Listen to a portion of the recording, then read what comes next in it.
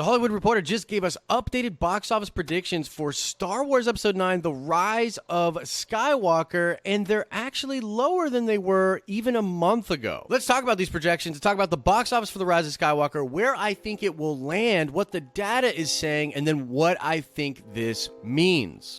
We do it for the fans. Shout out to Adam Effinger. Indeed, Doom War was the run where Doom tried to infiltrate Wakanda.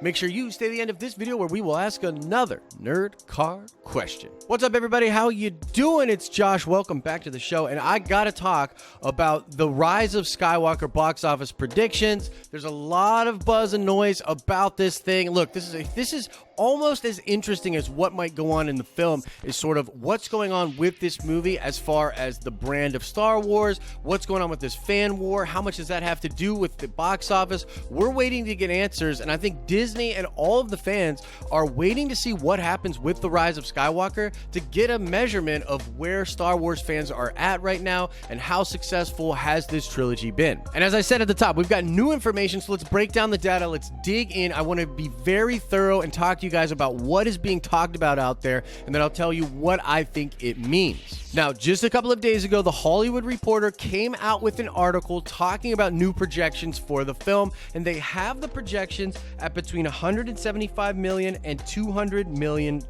Now, that is a bit lower than the projections that were being done even a month out, but I need to clarify a few things about the difference between these projections. The reports from October 25th came out and put the film at between $185 million and $225 million.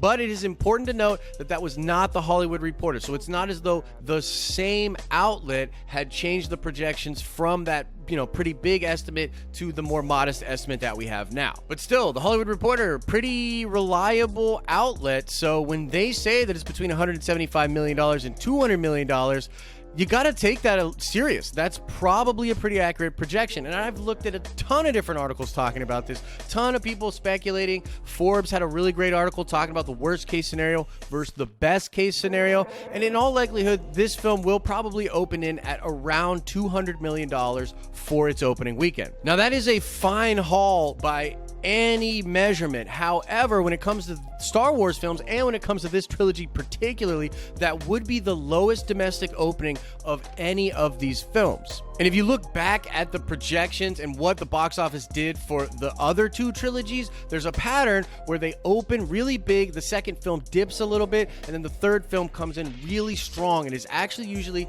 the highest grossing out of all of them. And so in a sense, if The Rise of Skywalker does not beat The Last Jedi, that will probably be a bad look out there. But at this point, it's really hard to measure what would be success and what would be failure, considering where the brand is at, where Star Wars fans think the brand is at, and all of that. So depending on where you stand, you're either looking for this film to underperform, to showcase that yes, there is indeed something wrong with the Star Wars brand, or you might want this film to absolutely crush so that you can say all of those narratives that there's stuff wrong with Star Wars are completely inaccurate. Now, I would warn people that are trying to do either one of those things that they're probably not going to actually look at the objective truth of what happens. The film will probably land right around where The Last Jedi numbers are, and I honestly don't really know what that means. I think it indicates there's a problem, but it's not sky is falling problem. The Star Wars brand is still strong. It'll still bring in $1 billion, and whatever they do next will still pop really, really well. It's also important to note that these are projections. Movies come in way above projections,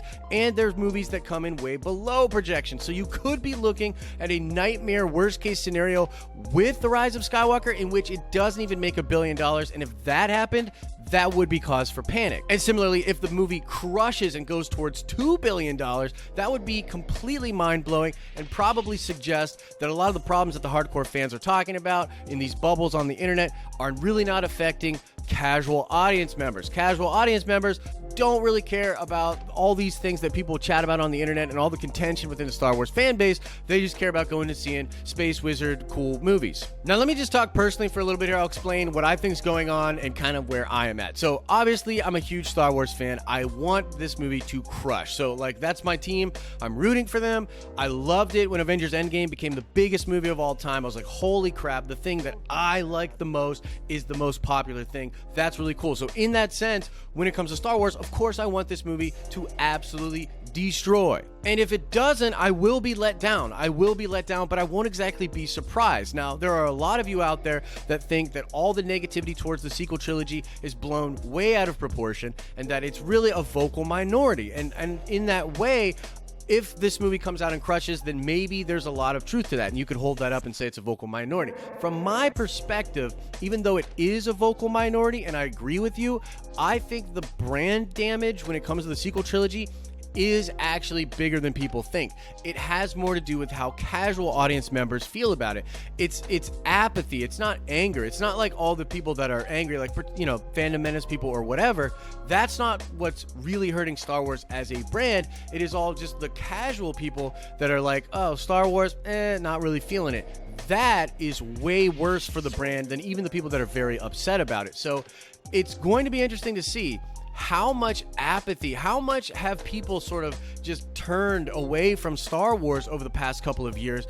And I think that we will get a sense of that with the Rise of Skywalker box office. So what I think is crazy about this and what I think is kind of cool is that the box office is the big deal. Whatever this movie makes, it's going to be a huge headline. This is something that fans are going to be talking about. And as I said many times, the narratives around this movie and what's going on with Star Wars right now are almost as interesting as what's going on in the story of these films. What I predict is that the film will come in probably around 1.2, 1.3 bill. It will just kind of match up, probably not beat The Last Jedi's numbers, which will indicate a problem for the movie. And Disney even says that they're trying to curb expectations for the box office given the volatile nature of the box office. That's in the THR report about the box office. And I'm frankly like, what does that even mean? Disney's trying to curb expectations? Like, they're looking at the same numbers, probably better numbers than everybody else is, and they're trying to curb expectations. That's not a good sign. Now, they have ramped up the promotion for this film like crazy, and I think some of the new TV spots are awesome. They're very tight, really cool, really sell you on the film, but it just comes down to, like, how is that landing with people? We really don't know. Until we get the official numbers, we won't have any idea. The first weekend will be very interesting to watch, and the second weekend is crucial. Whatever happens in that second weekend will be the story of the Rise of Skywalker box office. Is it going to completely flounder, or is it going to hold really strong and have legs and push up to be a huge box office success? Either way, we're about to find out, man. We're going to find out. We're going to look at this box office number very soon, and we're going to see what that means. And either way, if the film comes in super low or if the film absolutely demolishes, either way, we're done with the Skywalkers. We're moving away from that. I think the whole Star Wars fan base is going to be interested and looking forward to what we do next with this universe and with this brand. And so I think at this point, we're all just kind of waiting to see what happens. But that's the latest news. It's the latest updates about the box office number. And it's what I think was probably going to happen. But I definitely want to know what you think about this. Where do you think the box office is going to land? And what do you think that will indicate about the sequel trilogy? That we'll all be talking about that at that point too. So let me know your thoughts in the comment section below. And now let's check the nerd card before we get out of here. I want to know, what kind of trooper was Cara Dune in The Mandalorian? Before the rebellion was over, she was a certain kind of trooper in the rebellion. What kind of trooper was Cara Dune? Answer that question in the comment section below.